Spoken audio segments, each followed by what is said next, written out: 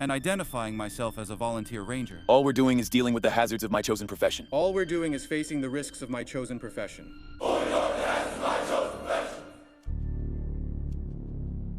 The commander of the United States Southern Command, General Francis L. Donovan, has been making regular flights over the areas under his military command, which has raised concerns at the Planalto Palace. These movements are not merely ceremonial, but indicate constant monitoring of the region and possible preparations for operations. A unilateral offensive against the PCC and Comando Vermelho would require specific military actions in urban environments, which means the Southern Command needs strategies for urban operations rather than conventional warfare. Analysts point out that a joint action with the police forces of Rio de Janeiro and São Paulo could be launched without causing alarm over American troops landing independently.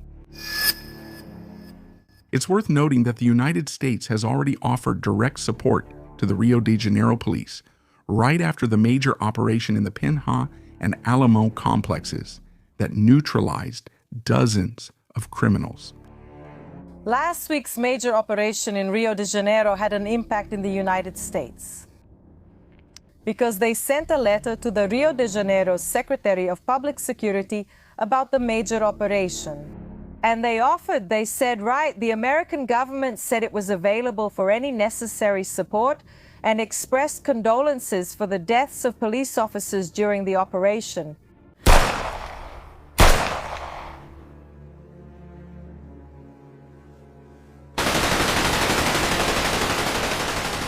This move indicates that strategic understandings may already be under discussion behind the scenes, reinforcing the possibility that coordinated operations could be carried out without the knowledge of the current Brazilian president. Southern Command gained considerable expertise after Operation Absolute Resolution, which captured former dictator Nicolas Maduro inside Fort Tiuna, a military complex located in Caracas that is difficult to penetrate. This experience showed that Southern Command is capable of carrying out surgical operations in highly protected environments using advanced intelligence and coordination between different forces.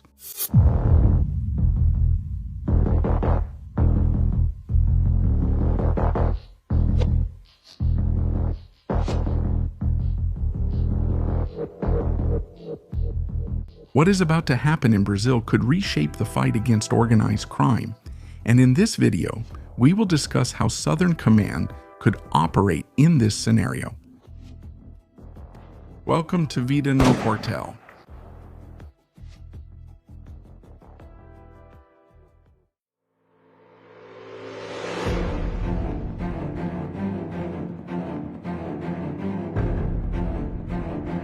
Southern Command's capabilities are vast and include state-of-the-art aircraft, like the AH-64 Apache helicopters, which can be used in urban operations with precision and devastating firepower.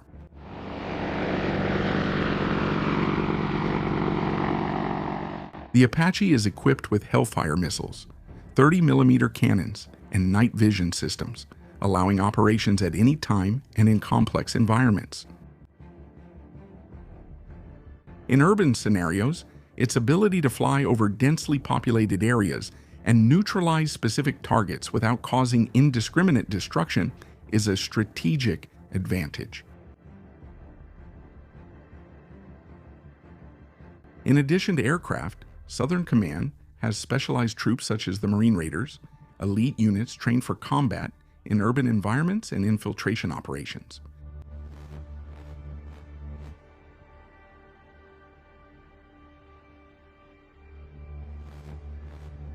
These soldiers use modern weapons such as M4 rifles, light machine guns, and thermal imaging equipment, as well as drones for reconnaissance.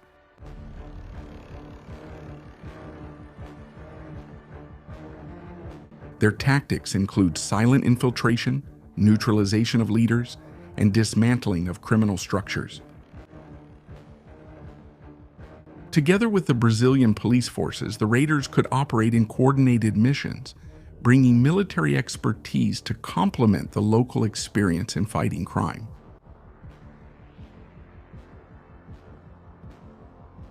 In addition, the Marine raiders are also trained in irregular warfare, which makes them capable of facing factions that operate as parallel armies.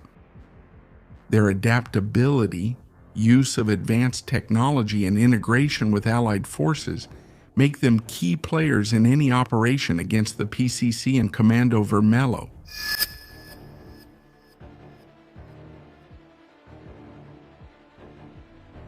Operations with tactical units such as BOP, Corps, or the Federal Police's COT would be able to quickly neutralize the faction's command centers without the need for large, visible military contingents.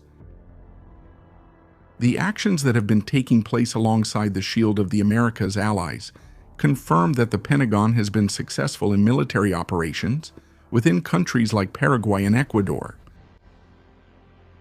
These countries have signed agreements authorizing the entry of American military personnel into their territories to operate jointly with local forces.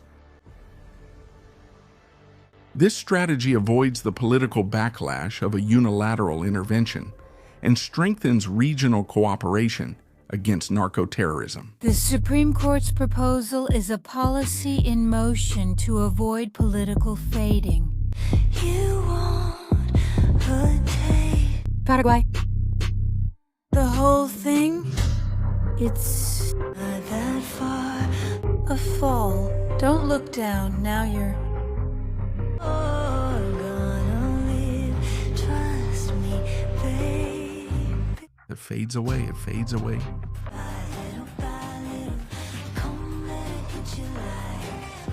By hesitating to sign similar agreements, Brazil puts itself in a vulnerable position in the face of the expansion of the factions. The classification of Brazilian factions as narco-terrorists led the Southern Command to gradually increase its military personnel and strategic power in South America, Central America, and the Caribbean.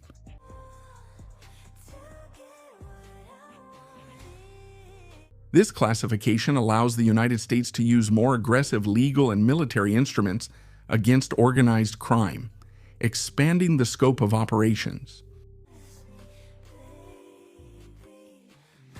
The idea of mitigating the transnational roots of the factions led the Southern Command to bomb dozens of vessels and criminal structures, such as warehouses and bunkers filled with weapons and drugs.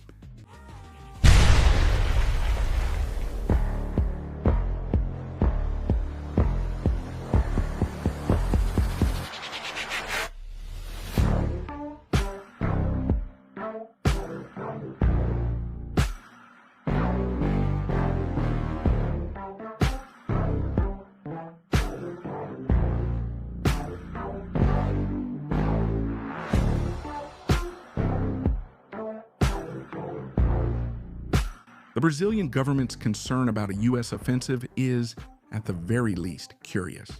Given that police officers are shot daily, there are no official statements from the president condemning the attacks or establishing a national task force against crime. Yes, Camila, we've just received word. 11:58 a.m., 2 civil police officers were shot in a shootout with drug dealers in the Muquiço favela in the north zone of Rio de Janeiro late this morning. A team that was following a vehicle from the State Department of Penitentiary Police was reportedly targeted by gunfire, and homicide agents from Baixada Fluminense, who were in a vehicle behind them, stopped to help. At that moment, the 2 civil police officers were hit. We can now see footage of the activity over there. I don't want the armed forces, in the favela fighting with criminals. Isn't that the role of the armed forces? And as long as I'm president, there won't be any GLO. This omission reinforces the perception that the Brazilian state is not willing to confront the factions with the necessary seriousness. Thank you, everyone. Given that they live under the threat of narco-terrorism, they hope that military operations with international support can reduce the spread of crime in the country. relying on the capabilities of the Southern Command could completely change the game. The Pentagon has almost unlimited financial resources and is capable of suppressing the main factions that practically run Brazil. If the current Brazilian leader showed willingness, he would gather the Armed Forces General Staff to discuss and integrate the police forces in a joint action, even proposing strategic partnerships with the United States.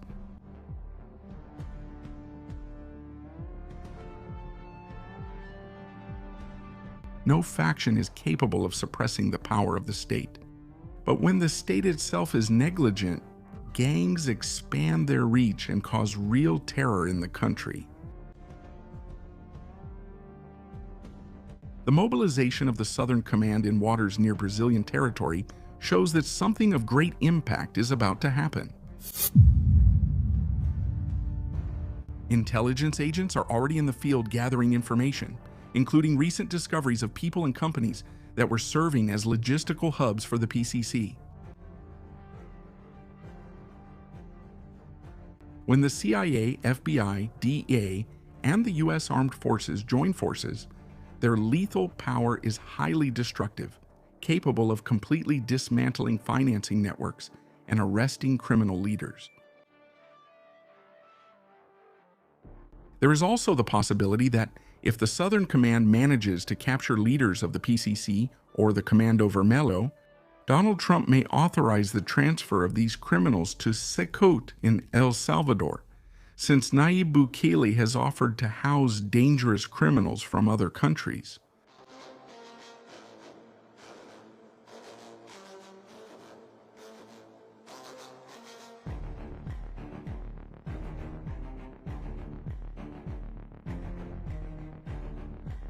The order for the Southern Command troops to go on alert was reinforced with the arrival of more soldiers, aircraft, and special forces in the region, significantly increasing their operational capacity. This movement includes the support of state-of-the-art drones and the P-8 Poseidon, which is an aircraft designed for long-range anti-submarine warfare, anti-surface warfare, and intelligence, surveillance, and reconnaissance missions.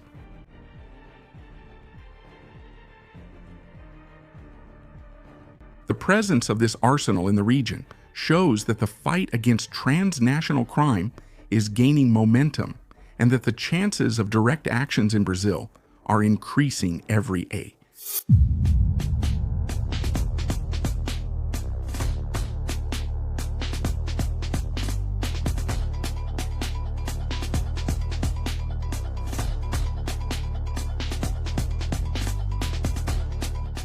The Brazilian Ministry of Foreign Affairs itself detected this movement and issued an official note of concern, acknowledging that the regional security situation is becoming increasingly delicate. If the current president does not take effective measures against the PCC and the Red Command, Donald Trump is willing to authorize an unprecedented action in Brazil. But will the United States act unilaterally, or will they make agreements with local police for joint actions?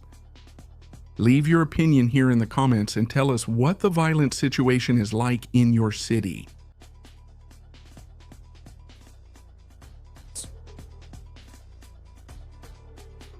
Here at Life in the Barracks, you stay up to date with everything happening in the military world. Leave a like, subscribe, and watch one of the videos appearing on your screen. Forward fighters, see you next time. So,